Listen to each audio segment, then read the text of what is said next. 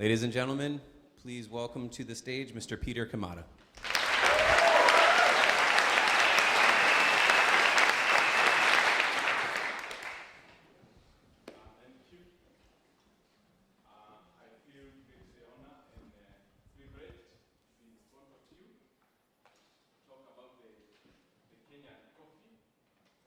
Peter, sorry to interrupt. I think I need to, let's make sure this is, there, I think we're on. It's on. Now we're good. It's working. In Kenya, we normally use the handheld microphone. And we have this tendency, every time we want to speak, we have to tap it like this. Then we will ask the audience, is it speaking? Am I talking? This time I'm not doing that. So, I'm honored. I'm Peter Kimata, an agronomist with coffee management services in Kenya. So I'll be talking solely about the agronomy of coffee. We agronomists believe in making that coffee so that we can leave that coffee now to the roasters. It will be now the duty of the roasters to either make excellent cup out of it or make the most horrible cup out of it. So ours is to ensure that we get that coffee, and I'll be precisely talking about that. So, small introduction into the Kenya. It's a country where the population is about 40.5 million people, and the GDP is, you can see it's 852. I believe Denmark is a bit higher. Yeah, so you can know where we are. Yeah, we have the export share as 20%, and only 2% coming from the coffee. So we can essentially say that Kenya is more or less of an importing country rather than an exporting country, but at only 2%. And coffee is ranked 4th in the export because it's after horticulture, tea, and tourism. It employs about that percent of the workforce in the country. And last year, the production was about 800,002 coffee bags. The production, the coffee area is about 140,000 hectares, mainly coming from the small scale, which composes about 70% of the coffee farmers. So the rest, that percent, will come to the medium and the large estates, which contributes to about 600,000 small-scale farmers. We have approximately 2,000 small-scale and medium estates. Small-scale, we mean coffee or area, a farmer who has less than 5 hectares. And medium is from 5 to 25 hectares. And above that, we call them big estates. So we have the coffee growing area in Kenya. Basically, we have the Rift Valley. You cannot see it, but we have Rift Valley cutting across Kenya. We have Nyeri, this green area, Mount Kenya region. That's where the best of the coffees come from. We have a bit of coffee in Machakos, Kitale, and Bungoma. The green areas are the coffee growing areas in Kenya.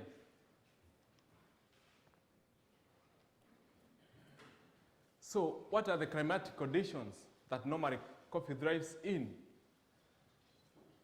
We have in Kenya, I have mentioned about Rift Valley. We have the eastern bit of the Rift Valley and the west bit of the Rift Valley.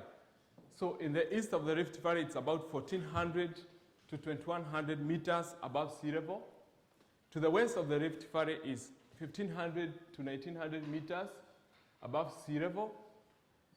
Maximum temperatures, very important, It's about 32 degrees centigrade. Beyond that temperatures, coffee won't do well. And the night temperatures, 7 degrees centigrade. And the range at which it can drive on is when the variance is 19 degrees centigrade. So if you go beyond that, we normally have what we call hot and cold condition, where the leaves can shrink and the coffee can stop producing. It also requires free draining soils, going to a depth of about 1.5 meters. So if the soil is a bit shallow, it won't do good. If the soil is rocky, it's water-lodged, it won't do good again. The soil pH, which is the exchange ion levels, hydrogen ion levels, it's 4.4 to 5.4. Below 4.4, it's far much acidic. Above 5.4, it's far much alkaline. So within 4.4 to 5.4, it will do good. So if you are having very high acidic soils in your place, not for coffee, probably good for tea. It also requires at least 1,000 millimeters of rainfall, which is well distributed.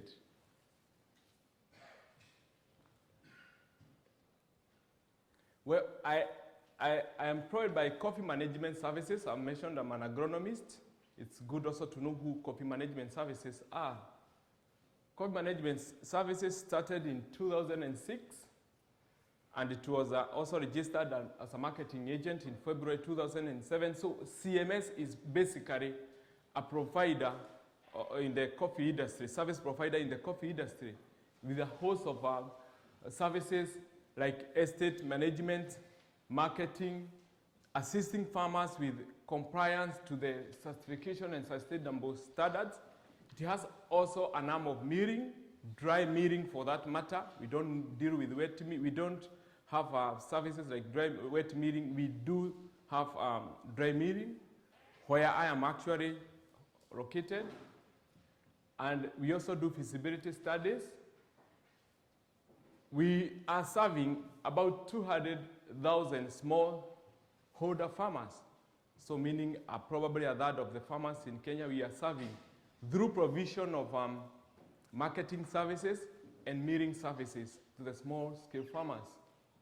We are also serving about 383 small and medium estates, again through provision of milling, marketing, and compliance to certification and sustainable standards. We are marketing about 33% of the Kenyan coffee, that is about a third, and we have a direct workforce of about 300 people.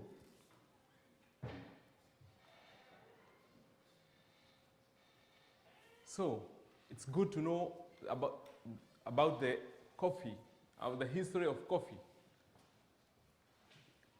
Coffee was a tree used to grow in the world, in the parts of Ethiopia. And that is where it was found.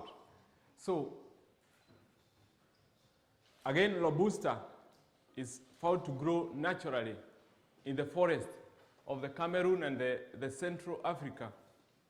About 600 years ago, Arabian merchants took this coffee. They took the seeds from Ethiopia and took it to Saudi Arabia and the Yemen, and they started growing it there. Then from there, it was distributed, or the merchants, as they move on, like the Dutch merchants moved with that coffee to India and Sri Lanka. And from there, they took some of these seeds again to Amsterdam.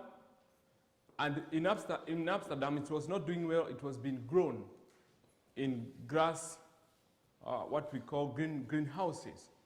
But it's from there that they got seeds which they took to Bourbon, an island currently known as Reunion, and from where that is where the current variety that we are growing in Kenya came from. It was imported again from there by the French missionaries who took it to Kenya in Kibwezi, and from that time it was developed to the varieties that we are going to see here.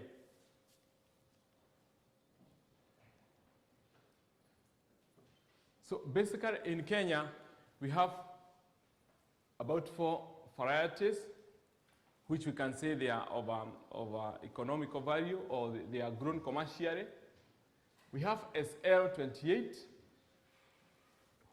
which is a bit different. That's why I've put those 2 figures. In terms of morphology, it's slightly different. It is a derivative from a variety that was selected in Tanzania, northern Tanzania, which is drought resistant. And it normally grows in medium to high altitude. Medium to high altitude, so it can grow from 1400 to 2100. It normally has green shoots. You can see here, you'll see it in the next, you see the difference in the next variety. And it is normally conical in shape, just like that tree. It is well rooted, has very well developed roots, and has good quality, even good, excellent cap. The problem with it is that it is susceptible to coffee berry disease, a fungal disease, and also another fungal disease known as coffee leaf rust. The recommended spacing is about 2.7 by 2.7, normally about 1,300 trees per hectare.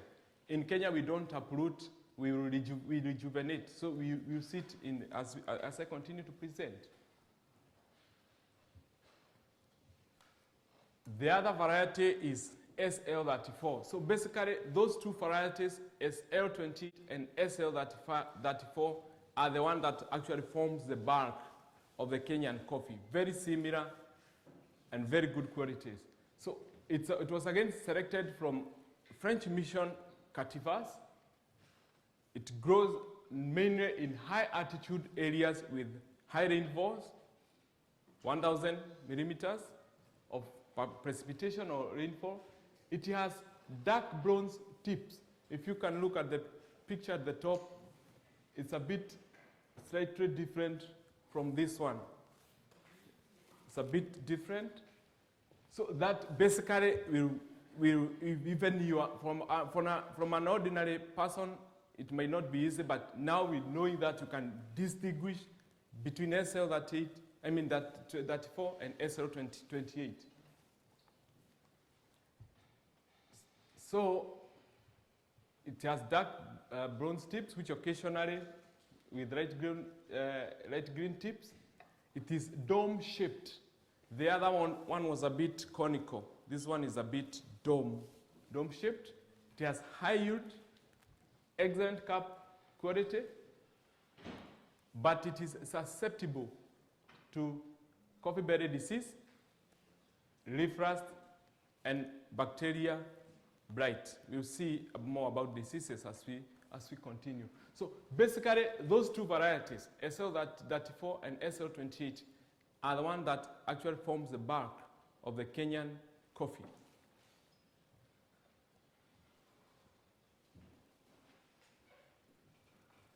We have Roiro 11, which was released in 1985, a derivative of Catmore and Typica. It was developed in the laboratory in Roiro Coffee Research Station.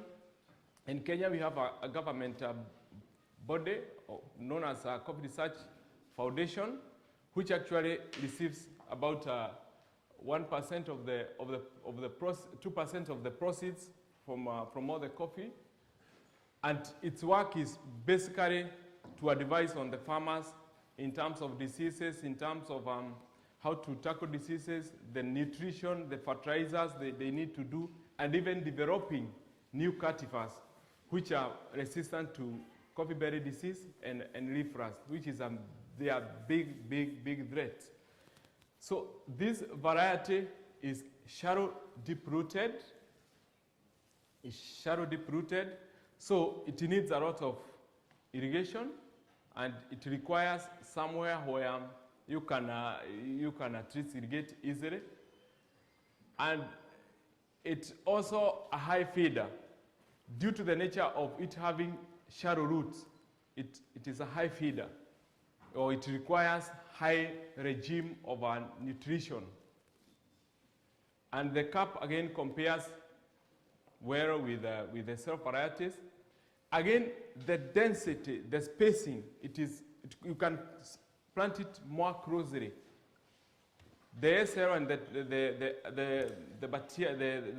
SL and the 34, it was 2.7 meters. But for this one, you can see it's very closely spaced. It can be 2 by 2 meters or 1 by 1.5 to 1.5 meters. So it is closely spaced. But because it is resistant to coffee berry disease and leaf rust, so you can see without coffee berry disease, without leaf rust, there is that now tendency of you can grow it very closely. We have the new baby, known as Batian, a very new cultivar, released in 2010. It's a pure breed and not a hybrid. It has been developed over a time, and it was released in 2010. It has all the attributes, like SL28 and SL34. But the beauty about this one is that it is also it is resistant to coffee berry disease and also resistant to coffee leaf rust. It's high yield. It is high yielding and quality crop. The Roiro 11 again is a very heavy cropper. It's a very heavy cropper. Unlike the SL28 and SL34, the Roiro 11 is high cropper. So this one is again taking another attribute. It's a very high cropper. It also requires high nutritional regime. There are other varieties. So basically, if I can just go back a bit.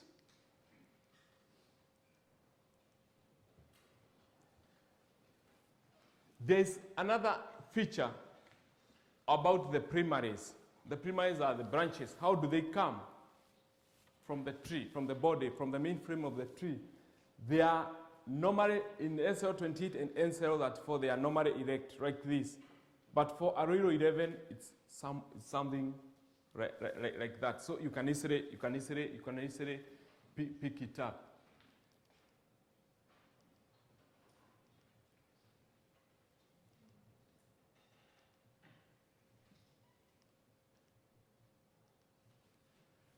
That's the morphological differences and the similarities of Batian, Roiro 11, and SL28, which is XL28 is basically like representing also SL34. They have the same morphological structure, except that one is dome-shaped and the other one is a bit conical.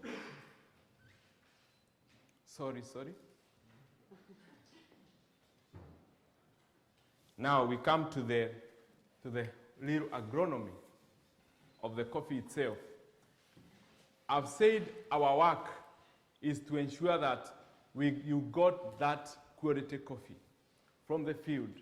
The work of the agronomy is to make the quality from the field.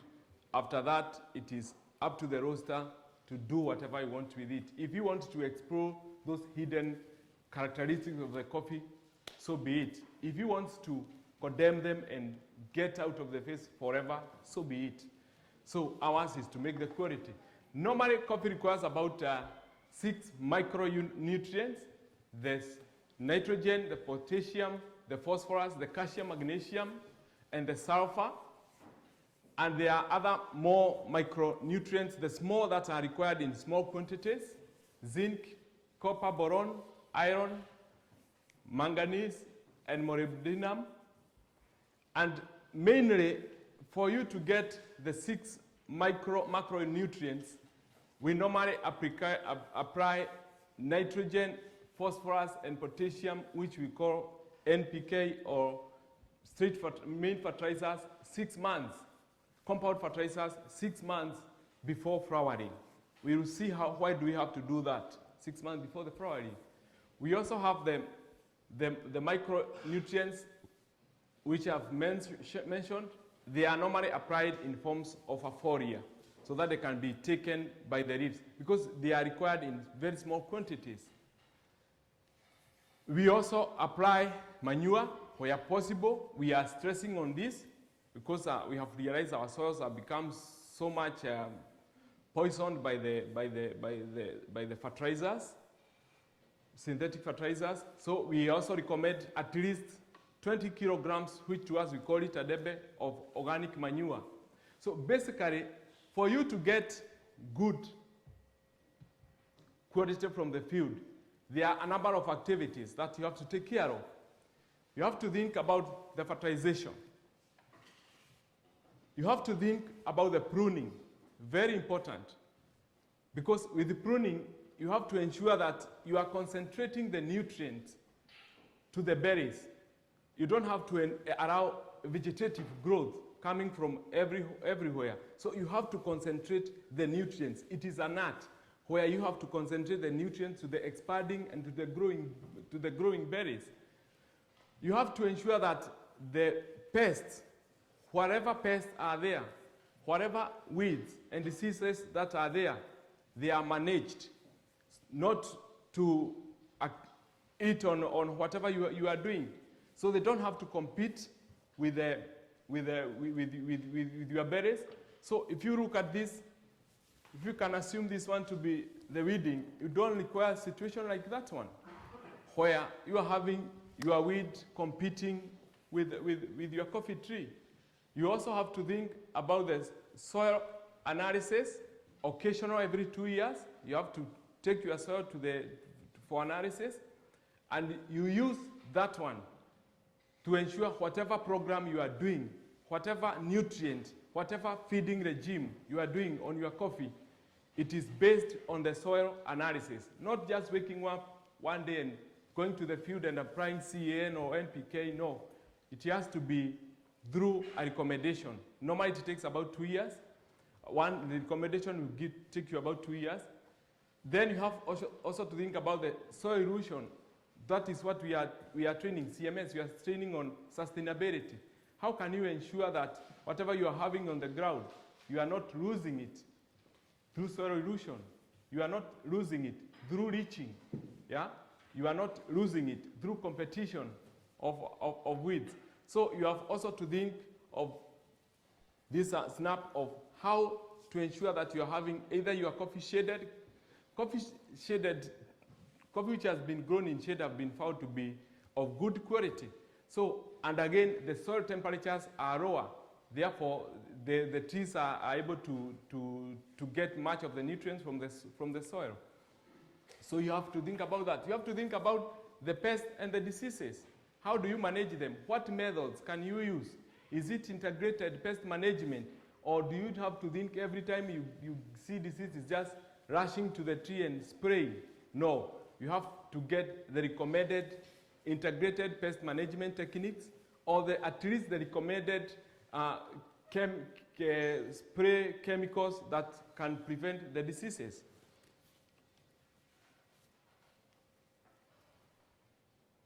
So let us see how do these nutrients tie in with the final cup.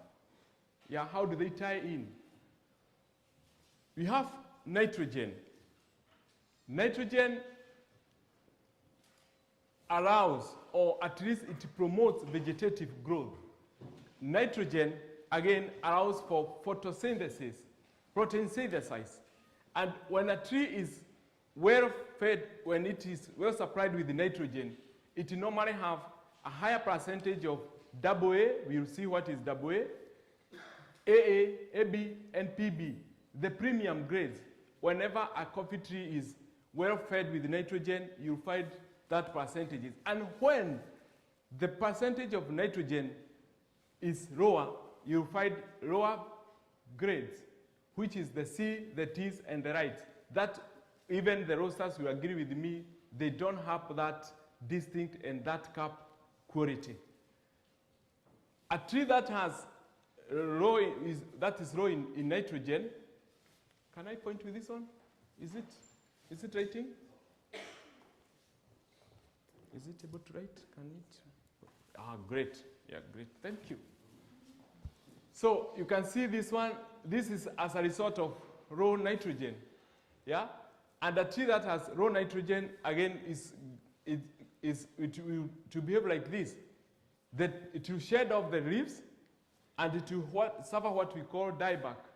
And with this dieback, I can assure you that without proper leaves, these berries won't ripe. They'll just go black, and they won't give you the cup. So we require that nitrogen, which again, you can see it directly contributes to the flowering and the bearing capacity. A tree which has well-fed in nitrogen, which has good supply of nitrogen, will give more berries than a tree which has less nutrients in terms of nitrogen. Phosphorus, very important. It's important for root development. How is the tree, how deep, how the roots are they growing? How well is it getting the nutrients from the soil? So with good supply of phosphorus, it will be able to uptake all the nutrients. The wood formation, how are your branches? How are your secondaries? How are your primaries? How are they? How strong are they? How vigorous are they? It's all as a result of phosphorus. The berry development, how is it feeding? How is the berry growing and shaping up? And the early maturity, does it take ages to mature? Or does it mature? Normally, coffee will mature within 8 to 9 months. Less phosphorus. It will take a bit long, or it will just dry up. So with a tree looking like this and this, it will be as a result of lack of phosphorus. Potassium, berry development again. Mucilage formation, this is very important. There is that mucilaginous material when you remove the skin of the cherry. It's as a result of phosphorus. And berries which have lower in mucilage, they'll be difficult to depulp, very difficult to depulp. And in our instances where we are using the McKinnon type, they'll be nipping. They'll be nipped, and that, as you can agree with me, will become the source of either rotting of that berry, or probably an attack by a fungi or something else. So it will be as a result of phosphorus. So potassium, it also helps in translocation of the nutrients into the tree. How well is the tree uptaking the nutrients from the soil to the rest of the body of the tree, to the berries, to the leaves, to the branches? It's as a result of potassium. So with this kind of scenario, this is as a result of raw potassium.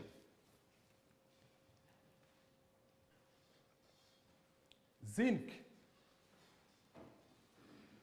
It initiates flowering and the apical growth, and it is normally supplied 2 months before flowering. It is a plant hormone. So you can see these leaves. They are very thin, yeah?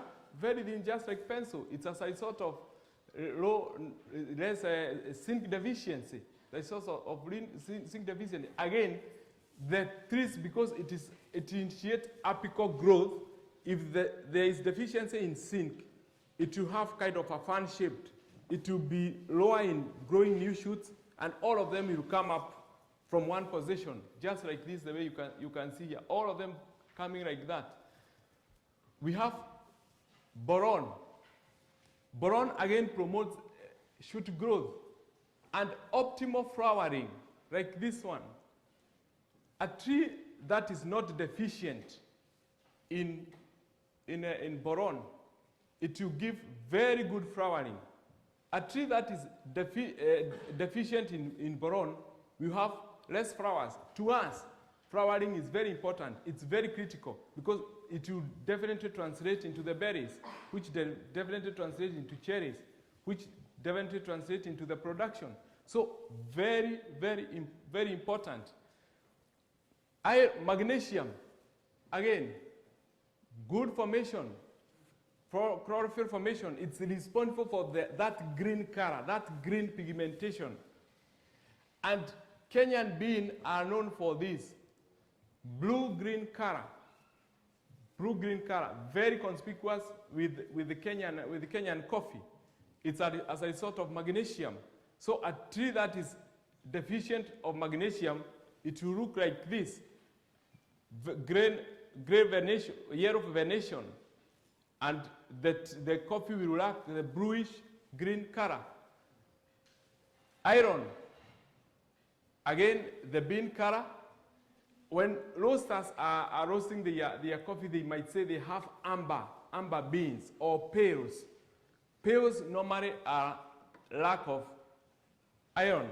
So with a tree that is not deficient in iron, you lack these ambers. What about sulfur?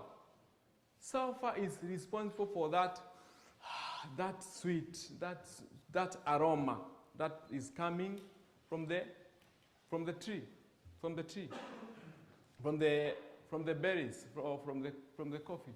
So the diseases, again, we have CBD and we have free frost.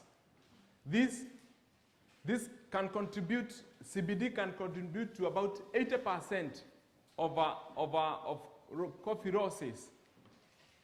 It is normally black sun can spot on the expanding berries, green berries, and as a result of this, then they will drop off.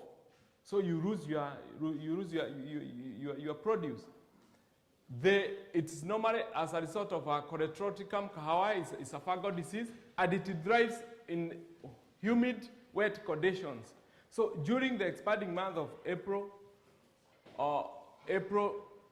to July, that is when we have that problem. The leaf rust, again, we have this one as the leaf rust, and it normally attacks the other side of the leaves. And again, they will drop off. We have the bacterial blight. This one, the bacterial blight, it again attacks the berries, and once the berries are attacked, again, you lose your produce. You lose your produce.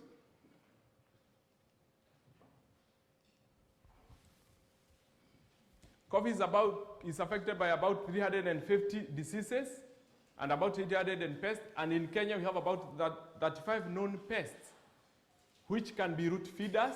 Sorry. They can be root feeders. They can be stem borers or stem feeders.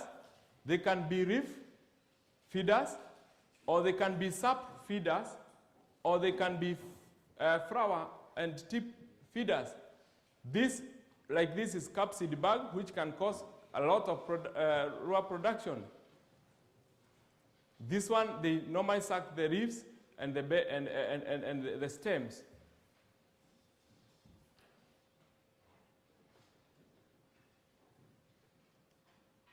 We have a pest like Antestia, this one, which again feeds on the berries. Very, very, very bad pest. And this one, as a result of feeding, it will cause the quality of that coffee to go down. We have drips. These are the drips, and they also suck, and they can cause devastation. Very huge devastation in the field. We have green scale. They again sap, and they can also cause very great devastation in the field.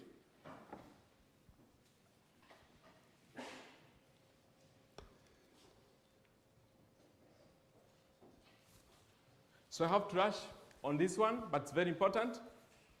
We say in agronomy, we say we make coffee in the field. You can do nothing at the wet mill. At the wet mill, you can do two things. One, you can either maintain the quality that you got from the field, or two, destroy the quality that you got from the only two things you can do at the wet mill level. either maintain the quality we got from the field or destroy. So in Kenya, we pick the ripe red cherries, after which they are sorted. You can see this beautiful red sorting. After which they are depulped, then fermented. At the fermentation, we normally take, the fermentation is the breakdown of the mucilage residue on the coffee, on the parchment, and it normally takes for 9 to 16 hours, but it is weather dependent, after which coffee or the parchment at this stage, it is taken to the drying tables where it will be regulated in terms of tanning. Kenyan coffee is 100% sun-dried. It will be regulated here in terms of tanning and ensuring that the moisture content comes all the way down from 55% to about 10.5%. That is the mirable. At that time, it can be able to go to the dry mill. So, and during the night, we cover with the polythene. We call this material Nirex. But you can appreciate the tables, raised table beds, very important, very conspicuous character in Kenya about drying, where we allow the air to at least move from beneath, and it is always enjoying an adiabatic condition.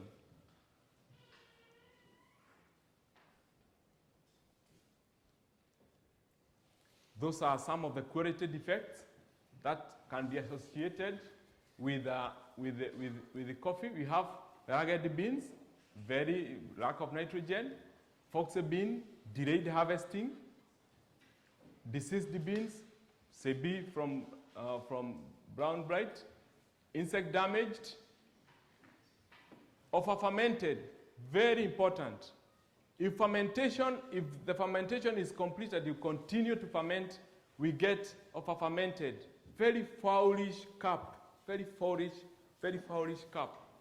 We have stinkers. Again, in coffee we believe once the cherry is, the parchment gets out of water, it can never get back to water until it is being capped, until it is ready for drinking. So we don't allow this. We have these which can be as a result of wetting.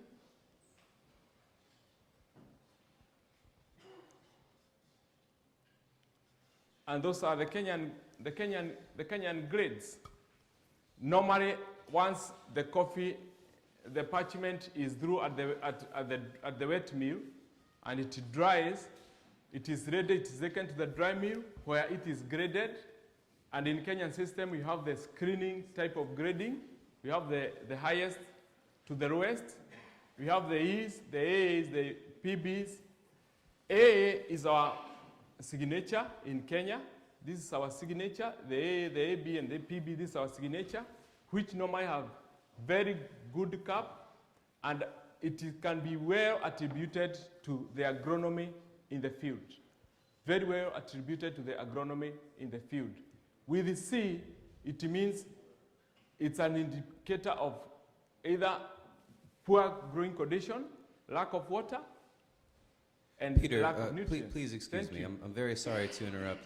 We're running behind, and we've got the cupping to handle. We can put these slides up out there as well, so we won't miss anything. At this time, thank you very much, Peter. Yes, welcome, sir.